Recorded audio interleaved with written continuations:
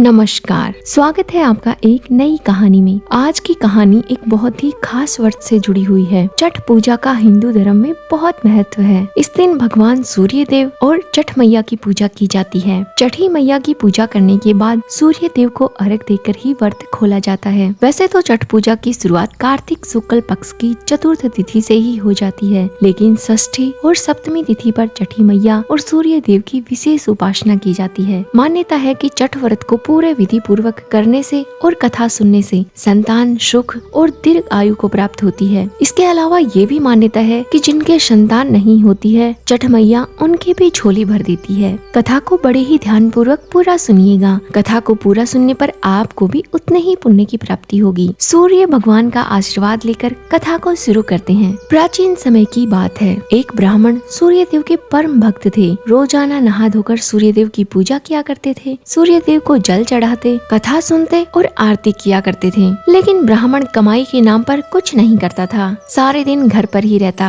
घर पर खाली बैठा देखकर ब्राह्मणी उसे बार बार धन कमाने के लिए प्रोत्साहित करती रहती थी। रोज दोनों में झगड़ा होता रहता था। साथ ही पड़ोसी भी उसे निकम्मा कहकर चिढ़ाया करते थे। जैसे ही वह किसी काम के लिए बाहर निकलता, लोग उस पर तानों की बरसात कर दिया करते थे। सब लोग कहते, निठल्ला सारे दिन कुछ नहीं करता, बस 2 लोटे सूर्य देव को जल चढ़ा देता है और अपने आप को पंडित कहता है। ब्राह्मण ताने सुन सुनकर बहुत परेशान हो गया था। वह अब किसी की बात सुनना नहीं चाहता था। इसलिए एक दिन सुबह सुबह नहा धोकर अपने पूजन की सामग्री लेकर ब्राह्मण जंगल की ओर चला गया। वहाँ जाकर वह एक सूखी पीपल के पेड़ के नीचे बैठकर पूजा करने लगा और सोचने लगा, यहाँ बैठकर आराम से शांति से सूर्य देव की पूजा करूंगा। वहाँ मुझे रोज रोज परेशान कर रखा है, ना तो पूजा पाठ ढंग से हो पाती है, ऊपर से सब लोग बस मुझे कमाने के ही ताने देते हैं। ब्राह्मण पीपल के नीचे बैठ गया, पूजा पाठ करने लगा। वहीं पर वह सूर्य देव की कहानी सुनता, सूर्य देव को जल चढ़ाता। पीपल के पेड़ के पास एक छोटा सा तालाब था, उसमें थोड़ा सा पानी था। वहीं से ब्राह्मण लोटा भरकर जल लेकर आता और सूर्य देव को चढ़ाता।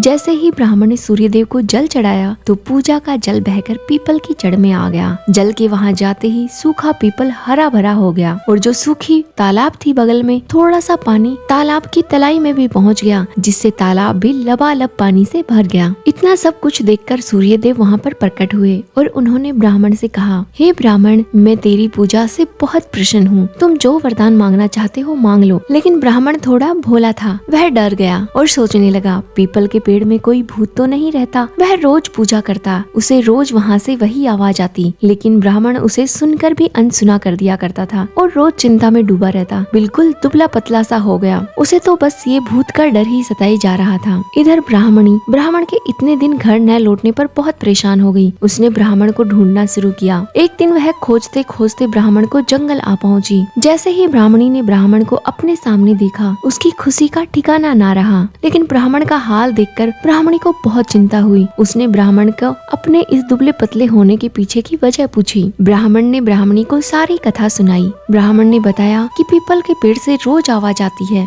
तब ब्राह्मणी कहती है, आपको डरने की जरूरत नहीं है, मुझे तो लगता है कि स्वयं सूर्य भगवान आते हैं आपको वरदान देने। वो आपकी पूजा पाठ से बहुत प्रसन्न है, इसलिए आपको ऐसी आवाजें सुनाई देती हैं। कल अगर आपको फिर से आवाजें सुनाई दे तो आप सब कुछ मांग लेना। ब्राह्मण ने कहा, कैसे मांग लूं? मुझे तो कुछ मांगना ही नहीं आता है। ज्यादा कुछ कहना होगा तो मैं सब कुछ भूल जाऊंगा। मुझे कोई ऐसी तरकीब बताओ जिससे कम शब्दों में ज्यादा मिल जाए। ब्राह्मणी बहुत समझदार थी। उसने ब्राह्मण को समझाया कि तुम्हें कहना है, सोने के महल में सोने के पालने में पड़पोते पोतियों को दास दासियों के साथ खेलते हुए देखना चाहता हूँ। इस प्रकार हमें लंबी उम्र भी मिल जाएगी, पोते पड़ोते भी हो जाएंगे और धन धान्य भी हो जाएगा। लेकिन ब्राह्मण को ब्राह्मणी की कोई बात समझ नहीं आई। ब्राह्मण ने कहा, ये सब सुनकर मुझे लगता है कि क्या ही मांग रहा हूँ, कुछ समझ नहीं आ रहा। तो ब्राह्मणी कहने लगी, आप बस सूर्य भगवान के सामने मेरी ये बात दोहरा देना। इससे आपके पास सोने का पालना भी होगा, दास दासियां भी होंगी, आंखें भी ठीक होंगी, घुटने भी ठीक होंगे और पोते पोतियों को भी देख पाओगे। ब्राह्मण ने कहा, ठीक है,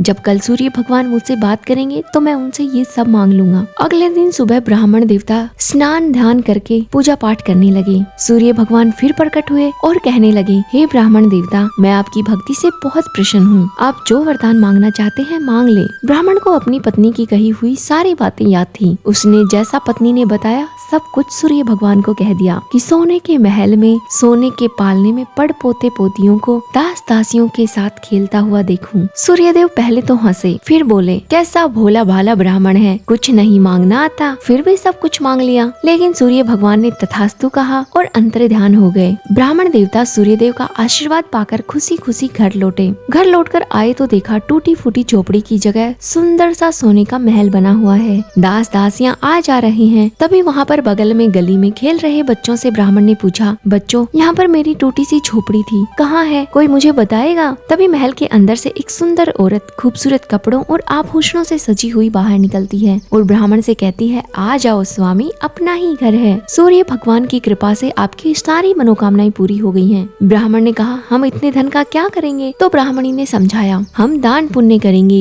यज्ञ करेंगे, भूखों को भोजन कराएंगे, जरूरतमंदों की मदद करेंगे, प्याऊ लगवाएंगे, धर्मशाला बनवाएंगे। तो ब्राह्मण ने ब्राह्मणी के कहे अनुसार वैसा ही किया। थोड़े ही दिनों में सारी प्रजा ब्राह्मण से बहुत खुश हो गई। राजा को छोड़कर ब्राह्मण के गुणगान करने लगी। जब राजा तक ये बात पहुंची तो राजा ने ब्राह्मण को अपने दरबार में बुलाया। राजा ने पूछा, तुम इतनी संपत्ति कहाँ से लेकर आए हो? कहीं तुमने कहीं चोरी या डाका तो नहीं डाला? मुझे सब कुछ सच सच बताओ। ब्राह्मण ने बड़े ही प्यार से जवाब दिया, महाराज मैं तो ना चोरी करता हूँ, ना ही मैंने कहीं डाका डाला है। ये तो सूर्य भगवान की कृपा है, उन्हीं की कृपा से आज मेरे पास इतना सब कुछ है। ये कहकर ब्राह्मण ने सूर्य देव की सारी कथा महाराज को सुनाई। महाराज ने कथा को बड़े ही ध्यान पूर्वक सुना और कहा, मेरे कोई संतान नहीं है, मेरे पास बहुत धन धान्य है, लेकिन बिना संतान के मैं इस धन धान्य का क्या करूं? मुझे भी कोई ऐसा उपाय बताओ जिससे मुझे संतान प्राप्ति हो। ब्राह्मण ने राजा को सूर्यदेव की पूरे विधि विधान से पूजा करने के लिए कहा। राजा ने ब्राह्मण की बात सुनकर ऐसा ही किया। कुछ समय बाद राजा को बहुत ही सुंदर संतान की प्राप्ति हुई। सभी नगरवासी सूर्य भगवान की जय जयकार करने लगे। हे सूर्य देवता, जैसे आपने ब्राह्मण और राजा की सारी मनोकामनाएं पूरी की, ऐसे ही कथा को कहने वाले, सुनने वाले और हुंकारे भरने वाले सबकी मनोकामनाएं पूर्ण करना। जय सूर्यदेव। कहानी अधूरी रही हो तो पूरा कीजिएगा, पूरी हुई हो तो मान कीजिएगा। ऐसी ही प्यारी प्यारी कहानियों को सुनने के लिए हमारे चैनल को जरूर सब्सक्राइब कीजिएगा। धन्यवाद।